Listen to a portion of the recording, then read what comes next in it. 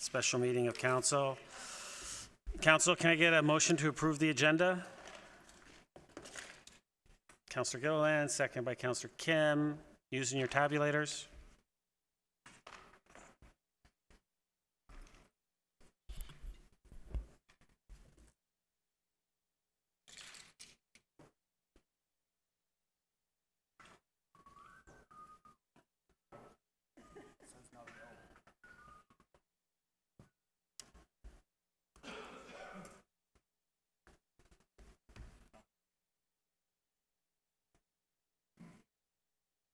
Everything works. Okay. We'll just hand vote. I'll call the vote. All those in favor? All those in favor? Opposed? That carries. Any declarations of pecuniary interest? Seeing none. We have no delegations. We have one item for consideration. Update to development charges bylaw. Floor is yours. Thank you, Mr. Mayor. It's a pleasure to be here. I apologize. Had a little accident here skiing, so I'm going to have to sit for the, That's for right. the presentation. You're just lucky that it goes up and down. You betcha. So, I mean, this is an official public meeting that's required under the Development Charges Act. It's very similar to the presentation I've gone through before with council, but I'm happy to step through at a relatively quicker pace than perhaps I did last time, or I'm at your pleasure how you'd like to proceed with it. I believe you have 15 minutes. I have, okay. So go right ahead. Pleasure. So we talked about timelines before. We've been following a process since July, working with staff and moving through the calculation process. You'll recall that in the beginning of January, we had a session with yourselves to talk about a number of the policies and such, and then followed up by a stakeholder meeting the next week. And then subsequent to that, we get into the mandatory process where we have to release the development charge background study, and it has to be on the street for a minimum of 60 days. So it has to be put onto your website, minimum 60 days, and then after that 60-day period, you can consider the bylaw. And that's what the last couple of bubbles identify. We released the study on the 24th of January, and we're looking to adopt the bylaw on the 26th of March. So we're well within the time horizon established. Public meetings mandatory under the Development Charges Act, and it's something to ensure that there's the opportunity for the public to ask any questions of the proposed undertaking. This just identifies our public meetings under the Development Charges Act, very similar to all other public meetings that are undertaken on behalf of the town. Development charges have been around for a very, very long time, over 60 years. So they help municipalities recover the growth-related capital costs associated with residential, non-residential growth. And just as a reminder to council, there's costs that are borne directly by the developing landowners, and then those are called local services. They pay for those costs directly, and development charges take those broader costs, infrastructure costs, and share them across development across the entire municipality. In 1997, we've had we've had legislation, formal legislation called the Development Charges Act since 1989. Prior to that, it was under the Planning Act, but we have the Development Charges Act, and it's gone through some adjustments and variations over the time that it's been in place. In 1997, they did a bit of an overhaul that made a number of reductions, deductions, service limitations, etc., which pretty well only allow municipalities to recover somewhere between 75 and 80% of the costs related to growth. One example of cost reductions is these are various services on which we cannot collect a development charge.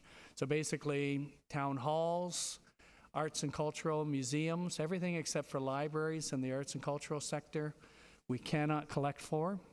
Tourism facilities, we used to contribute towards hospital expansions. We can, parkland, we cannot buy, but once we have that land, we can develop it.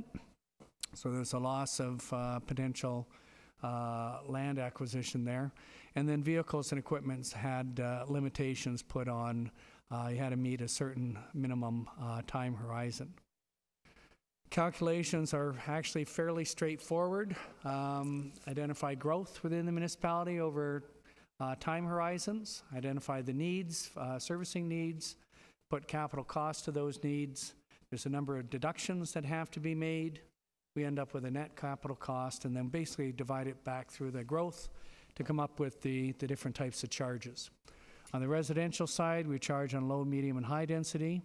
And then on the non-residential side, we charge for commercial, institutional, and development based on the cost per square foot of the square footage of the individual buildings.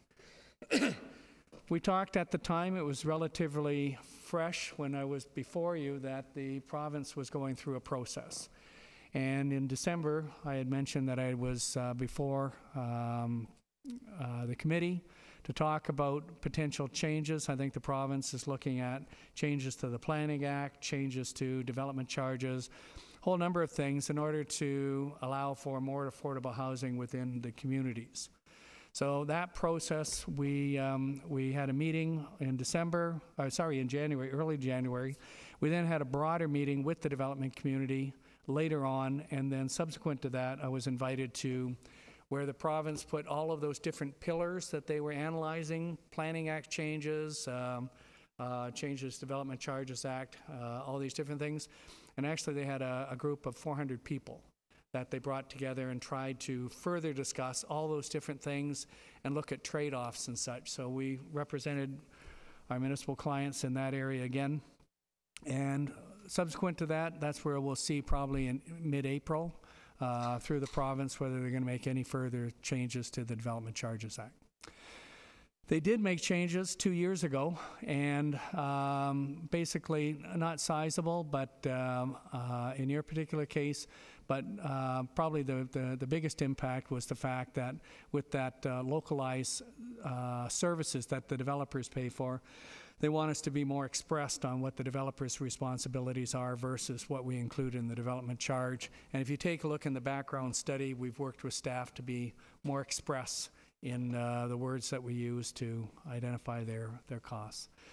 There's mandatory exemptions, not many. We talked about them basically for industrial expansions and then for some level of intensification on residential side.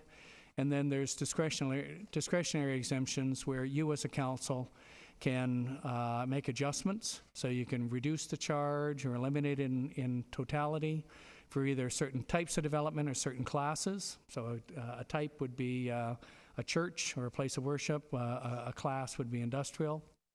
If the charge is going up significantly, you could phase it in over time. And then the third one is just to recognize that if you knock down a building, like I knocked down my house, I could replace it with another house and I shouldn't pay a development charge. Similarly, these days with intensification, if a developer knocks down 3 single-family homes and decides to build 10 townhouse units, then the calculation would be 10 times the townhouse charge, subtract 3 times the single family. So they're only paying the incremental difference. And that's not in the Act, but has been in there by case law since the 1990s. Your current exemptions are listed here. Land owned and used for the purposes of private school, places of worship, including burial grounds and cemeteries, non-residential uses under Section 39 of the Planning Act, places of worship, building permits not resulting in additional gross floor area, and then agricultural uses and public hospitals. So these were in your last bylaw, and we've continued them in this particular bylaw. I talked about local service policies. They normally focus in on stormwater, wastewater, internal roads, and if they're dedicating parkland. These are the areas that have been summarized in more detail in the background study. And then just a couple of conceptual things. Obviously, as we move forward, councils look at the development charges, look at the projects. Obviously, with growth, it activates a number of expenditures, infrastructure that needs to be built. And there's no magic If you don't have a development charge, it's not mandatory, but if you don't have collect the money from that to pay for the infrastructure, then it goes on property taxes and water and sewer rates. So many of the councils across Ontario choose to have a development charge as best as possible in order to offset the implications onto their existing ratepayers. Growth forecast, basically what's forecast in the future is about the same level of average level of activity we've experienced over the last 10, 12 years. So over a 10-year planning horizon, about 4,400 units, which is about 12,000 people, and about 5,000 units out to 2031, so that's about 13,000 people. And then over 4 million square feet of non-residential building space. Currently, your charges for a single-family home are about $23,000. You can see on the left-hand side there that the larger components of the charge are for roads, services related to highway, outdoor recreation, and indoor recreation. So your majority of collections are going towards those particular items. We have medium density, which is called the multiples, and then we have two different classes of apartments, and then we have non-residential cost per square foot. The services we've included, similar to the last background study. The only thing I would point out is we've used a slightly different definition or categorization. So instead of something like roads, we're calling it services related to a highway because that's what the Act calls it. And that term, services related to a highway, has a very broad definition. So all of our studies and bylaws were using that broader charge. And then instead of sanitary sewers, we're talking wastewater, so we're picking up all different types of infrastructure. The one thing we did add, which is new, is a calculation for a special care, special dwelling unit charge. And that's a smaller, this is really to, a lot of municipalities are experiencing that Chartwell type of seniors type of housing. So this is to accommodate that type of development where you normally get one person or, you know, you may get a handful of rooms in that building that may have a couple, you know, living together.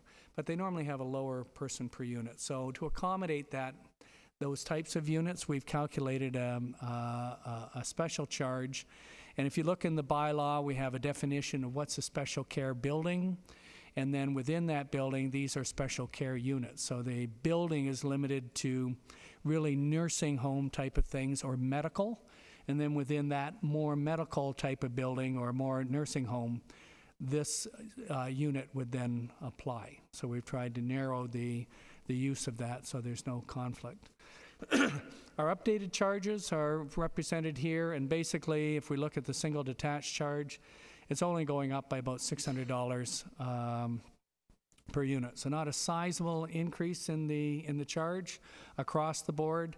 So as I say, we've got the singles, we've got the other multiples, which is the medium density, two different size apartments, and then we have that introduction of the special care dwelling unit. And then once again, we have the non-residential, which is a marginal adjustment from before. And once again, this just compares the adjustments within the categories. You can see the $600 overall is increasing. Roads are going up a little bit, but water and wastewater are going down a little bit. Indoor rec is going down, but outdoor rec, so parks, is going up. So when you add it all together, basically it's about a $600 increase. Non-residential side, it's a marginal increase of about, really about $1 per square foot, or about $1.50, 10 cents per square foot, or about $1.50 for per cubic meter.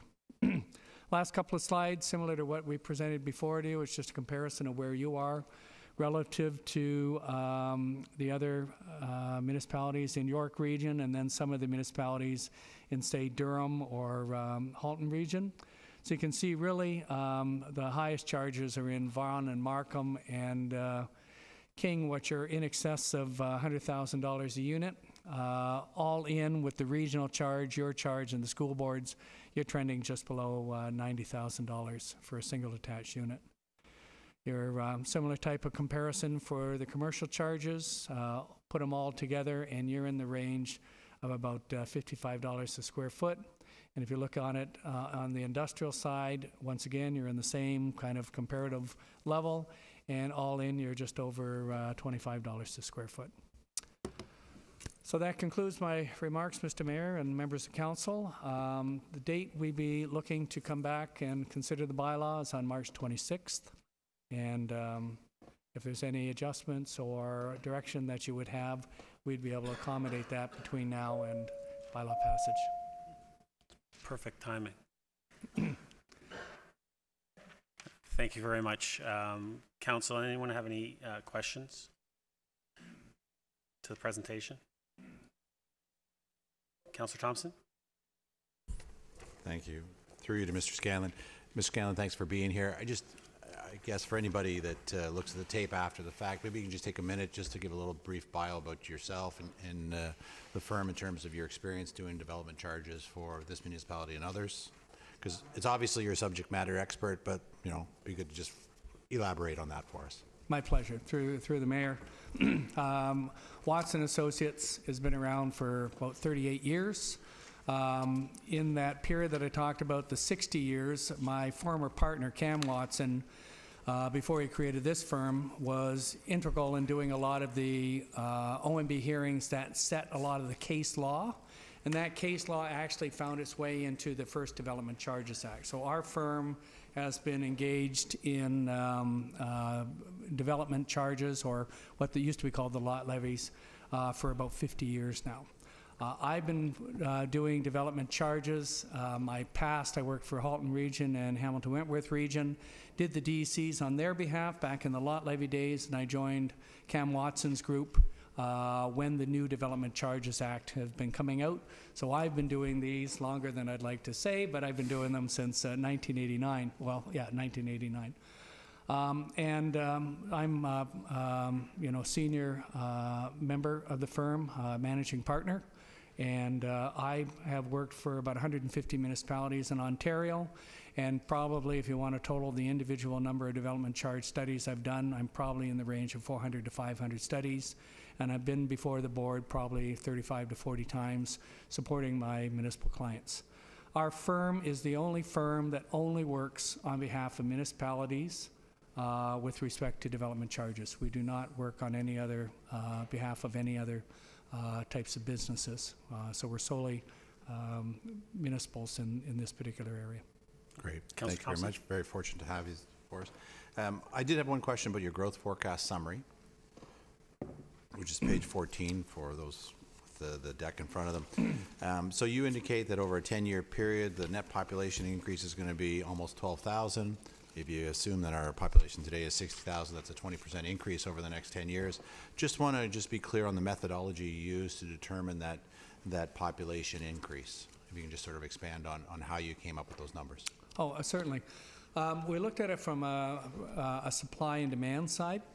So if you take a look, the historic level of building activity gives you a good indication of level of demands for the municipality. And then we considered the supply side. So what's left to develop in your official plans, and the developments that are proceeding through the planning process currently.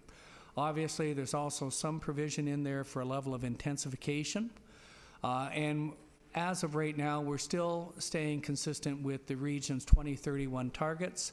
The region has been going through their process, distributing, allocating the populations out to 2041. That's in a bit of a discussion process right now, even though they've been doing work, but the province has said, well, we're rethinking, we're relooking.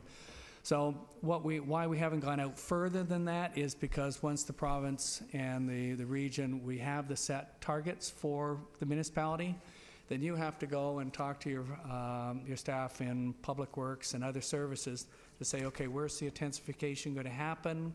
We got to take a look, are the pipes, where the intensification, are they adequate to accommodate growth? Do we have to start replacing that asset with upsize assets and then go through a whole process of identifying more additional infrastructure? We haven't done that because we haven't got the final targets. You haven't gone through the planning process to establish the where and the how much and the densities. That will be done hopefully over the next couple of years. So when we come back in 5 years to look at the development charge update, that information will feed our next growth forecast, which will go to 2041. Councillor Great. Thompson. And thank you. Just one more question through you to Mr. Scanlon.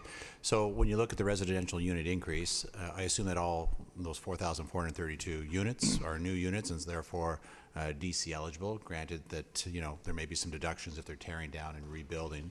But as we look at our 10-year capital plan, then we can use that as a baseline number and multiply that out and get some sort of reasonable expectation of what kind of DCs we can expect to collect over that 10-year horizon. Absolutely. Thank you. Thank you, Councillor Thompson. Councillor Gardner. Thank you. Are these just questions on the presentation and then we're going into the report? Yes, correct. Thank you. The local service policy, did you say, I mean, it includes the subdivision and the I guess, immediate surrounding area. Did you say that's for roads?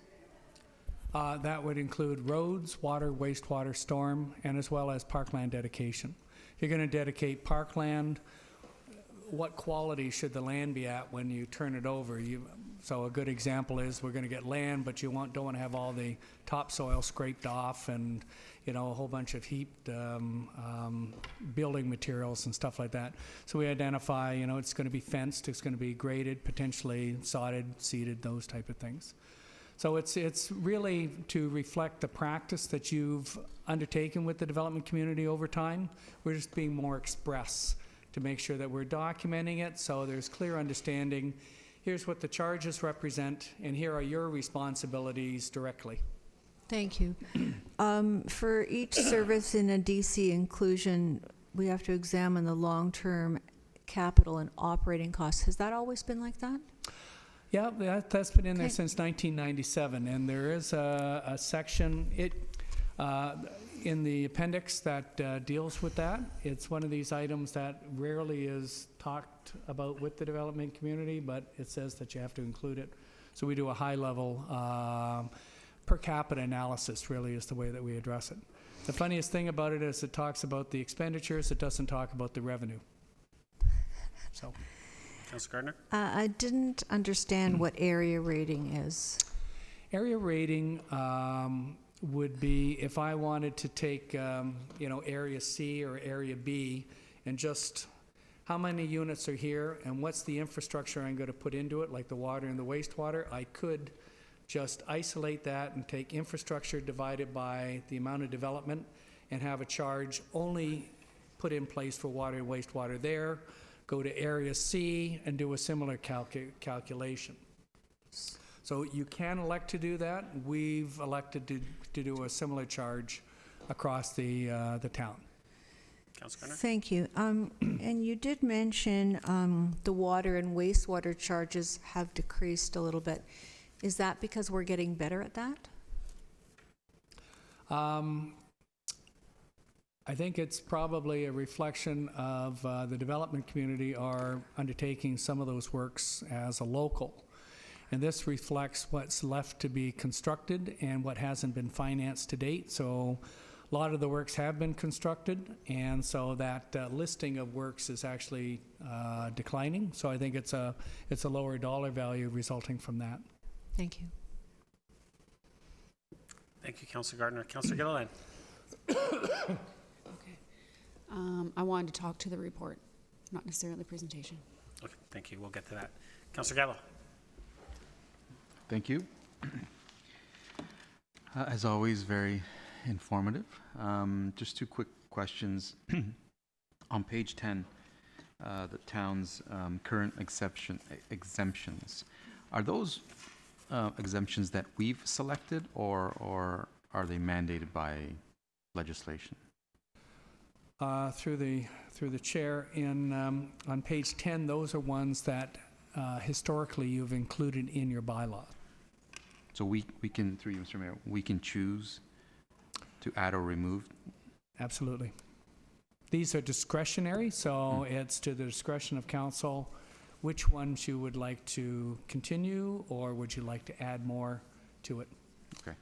Now, when you exempt things, it's a loss of revenue. So that's something that has to be balanced in your decisions. Oh, I was thinking of adding some of these back as opposed to the other way around. So, Well, those are in your bylaw. We've well, they're continued that. exempted though. That's correct. Yeah. Oh, I'm sorry. You'd like to add them back into the revenue not stream. exempt. Okay. And the second question, in terms of special care, special dwelling charges, is that something that's mandatory, or we're choosing to do it? It's a discussion that we had with staff, and then we brought that forward at the working session with yourselves. We're seeing a lot of these units being constructed. If you do a level of analysis to them, they're very small units, and they have a low occupancy. So we've tried to recognize that as part of this process. Councillor Gallo? So it's a choice we're making. It's not mandated. Okay. That's correct. That was it. Thank you. Thank you, Councillor Gallo. Councillor Kemp? Thank you, Mr. Mayor. And you've mentioned that all your clients are municipal clients, and so you understand what the municipal trends are with regards to DCs. And my question to you would be: do you see a clear trend as municipalities update every 5 years their DC schedules? Do you see a decline in indoor recreation services and library services relative to other service segments?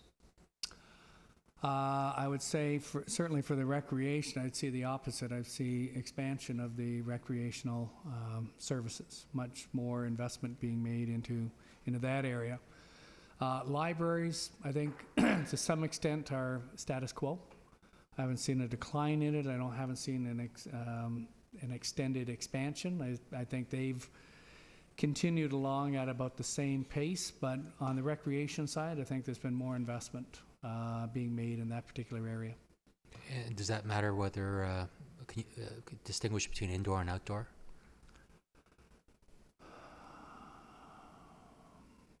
That's tough to say. I mean, we get in.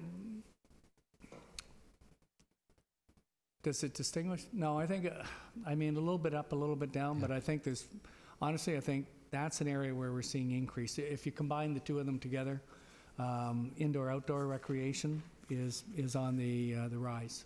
Okay, great. Thanks very much. Thank you, Councillor Kemp. Councillor Gilliland? Thank you very much for this presentation. It was very well laid out. I especially like that 2014 to 2019 kind of crossover ladder to let us know what meant what. So that was really good. Thank you. My question was on the special care unit dwelling units, and I know that's something that's brand new, so I'm just trying to understand how those calculations came about. And one of the questions I had, if there's multi-units in there, some of them might have stoves, some of them don't have stoves. So is this a calculation based on, like a whole new calculation based on the building as a whole, or do you actually picking units and saying I'm going to charge you for the X amount for a unit that has a kitchen and a stove, and X amount for the unit that does not have that? Within the definition we provided in the bylaw, number one, it starts with saying that type of unit is for more nursing home, medical type of things. So we've tried to isolate what are we talking about in those units. And then if you look at, and I use the Chartwell kind of type of development, if you go in and you start to analyze those, they're not quite one PPU. There are some double bedrooms and such, so that's where we've come with the 1.1 person per unit. We don't differentiate between whether it has or has not got culinary services, or even if it has sanitary, because depending on how some of these get developed, they have a shared washroom facility in certain cases. In certain cases, they may only have a microwave. So is that culinary or not? Because it's obviously got the stove. So if you have an opportunity to read through the definitions that we provided, it says it doesn't matter whether it does or doesn't have it. It would still be, the first part is you're part of that defined building, and then it's the units within that type of building would be eligible for that 1 person per unit special dwelling charge. I did reach out earlier and spoke to Mr. Gertner about the definition and whether or not that there was any loopholes that a developer might be able to say, I'm going to build, 10 units without a microwave, and then the rest of them are going to be completely accessible to somebody who can live on their own, just to kind of avoid kind of, I guess, somebody taking advantage of that. And with this definition, makes me feel a little more comfortable knowing that Good. It's there for a reason, for a good cause, and it's kind of eliminating that risk. So, Yep. all right, thank you. Thank you. Thank you. Councillor Thompson, second time. Thank you. Just picking up on the exemption list before you. I'm sort of anticipating perhaps a little bit of debate, so I'll take this opportunity to get you to weigh in. Just looking at the list, would you say that based on your experience with other municipalities that this list of current exemptions is common that you see in other municipalities, and or is there any of them that you would say would be unique or uncommon to find? Very common would be the places of worship and, cemetery, churchyards type of initiation. Agricultural uses like bona fide farms is one of the most used as well. With that, public hospital, 50-50. Some municipalities don't exempt it at all, and some do. And then if we take a look at private schools, not many exempt private schools. There are select ones. Halton Region, for example, does, but then within Halton Region, Oakville and Milton and Burlington don't exempt it. So that's something that, for whatever reason of the day, Halton Region chose to do it. So I don't see much in that. Accessory uses, we see that arising quite often. So I don't think you're significantly different, but there are a couple in there that aren't at the high end of the exemption list. Oh, I appreciate the facts. Thanks. Thank you. Seeing no other questions. Thank you, Mr. Skinner. Council, we'll move to the item. If I can get someone to put the recommendation on the floor. Councillor Humphreys, seconded by Councillor Kim. So any comments or questions to the item? Councillor Gilliland. I just actually wanted to talk about the level of service for stormwater management. So through you, Mr. Mayor, to Ms. Mahal. Are the development charges based on a 100-year stormwater water management plan as far as the DC charges? Okay. Through you, Mr. Mayor, everything that we design for stormwater management is based on a 100-year design storm. This is in the design criteria, so it's there, and this is how we design for the last at least 30 years. A 100-year design storm, when has to be considered, is being considered. We didn't implement a higher standard because we need to look at the design criteria. We have to update design criteria. We have to have a climate change adaptation plan. And then with these two studies completed, we will look what to update according to the stormwater management design criteria. Councillor Gilliland? Is this something that you were working on right now that's supposed to be presented in the summer? Is this related to the same thing, or am I design criteria, the updated design criteria, it's part of the 2019 budget and has been green lighted during the deliberation of the capital budget, and it's going to be delivered part of the 2019 work plan. Okay. So and sorry, I have to continue to clarify. And then the climate change adaptation plan, it's part of the 2020 budget. Okay, so moving forward, so say we start developing in 2020 and it's based on a 250-year stormwater management plan. At that point, could we do a service level change in our DC charges so we're actually collecting more? Skinner? Yes, thank you.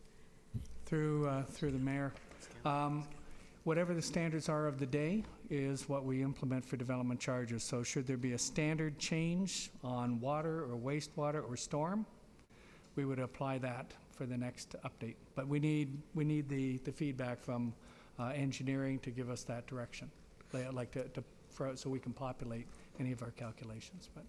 But yeah, it's the standards of the day that we apply.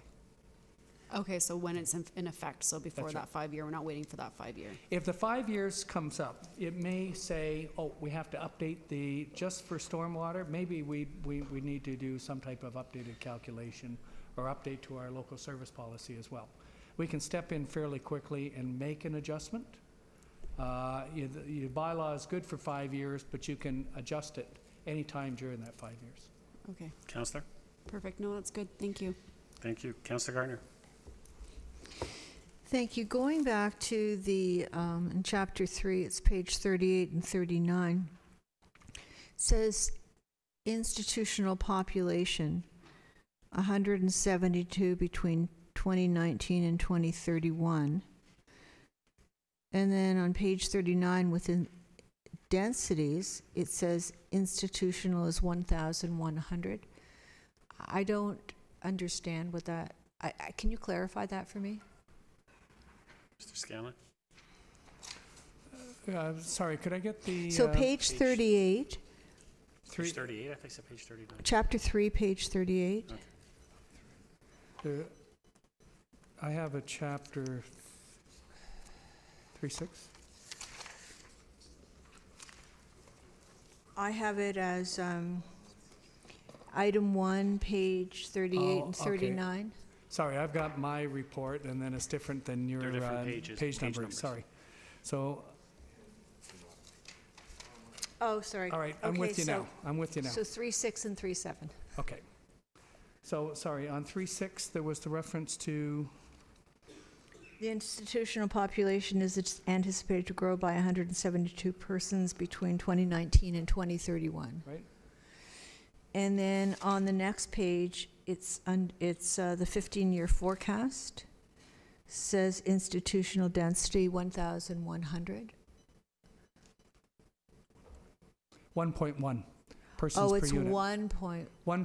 This comes back to when we were talking about that special care unit.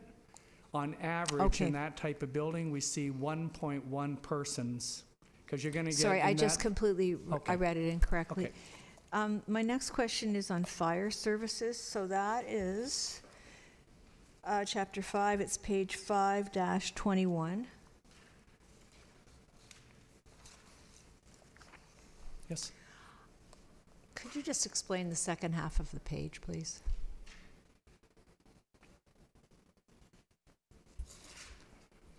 Starts with therefore the total DC eligible amount is 5,109,000.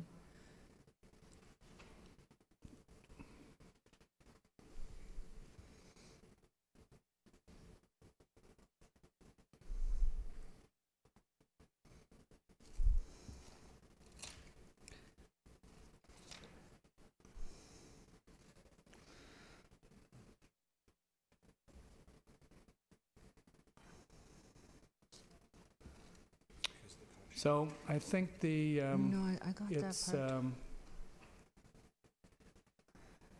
if we, sorry, okay, can you go to the next page? Okay, so Sure. it starts with the reference to, the town has identified $9.9 million in growth-related capital. Right. If you go to the next page, there's the listing of all the capital projects. Right.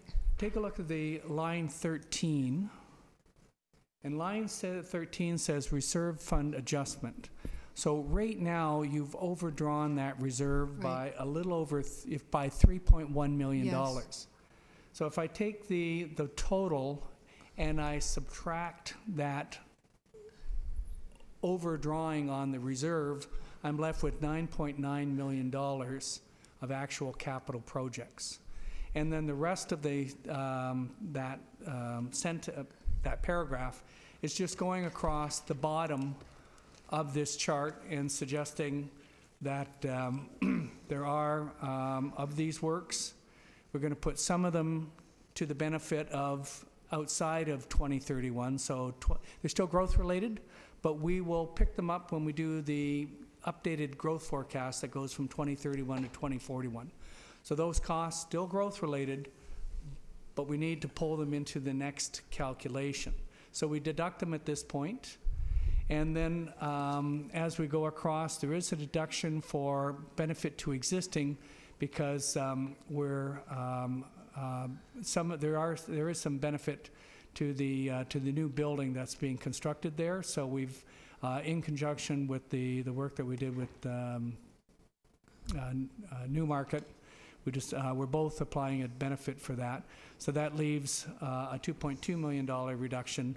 And at the end, we have $5.1 million on which we're actually doing the calculation of the development charge. Okay, so so we've started off at $13 million in capital, which includes that overdraw that we've already done, and then we're making the appropriate adjustments to it. Is that adequate enough explanation, or? I'm not sure, but I'm sure Councillor Thompson will explain it to me. Thank you. And with respect to the asset management plan that we're required to have now, it says that it deals with all assets proposed and demonstrates that they are financially feasible over the full life cycle. So, so what about for infrastructure?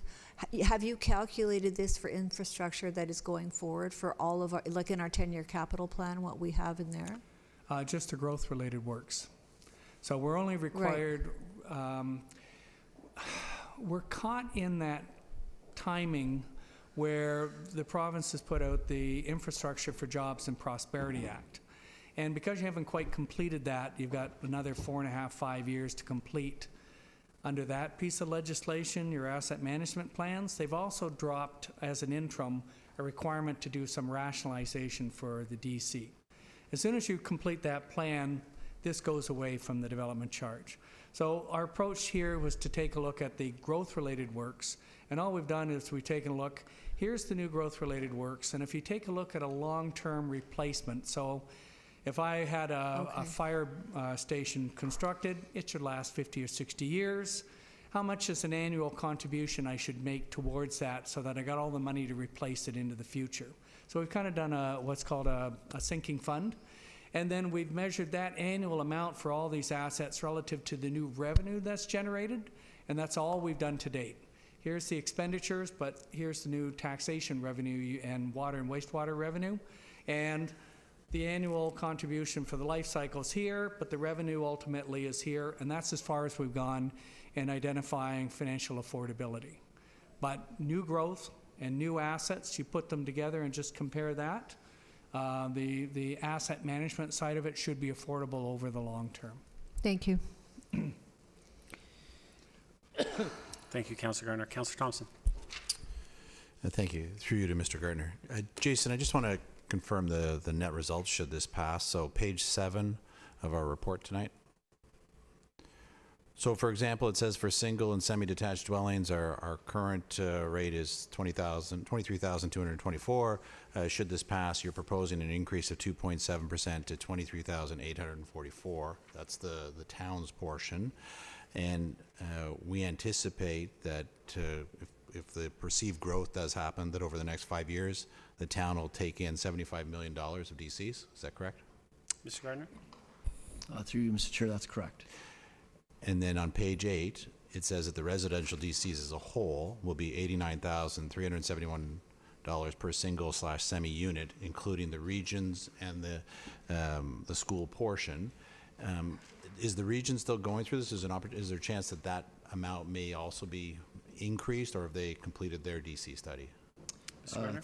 Through you, Mr. Chair, they completed their study in 2017.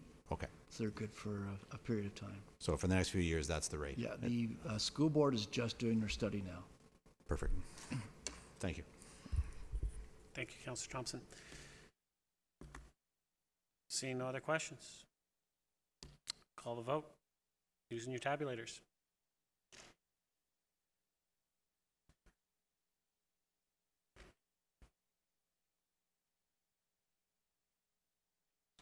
That carries unanimously.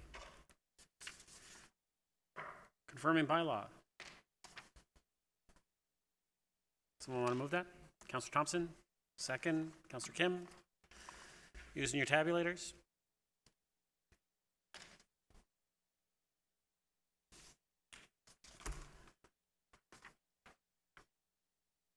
Councilor Gardner? Thank you. That carries. Motion to adjourn. Moved by Councilor Gilliland, second by Councilor Kim.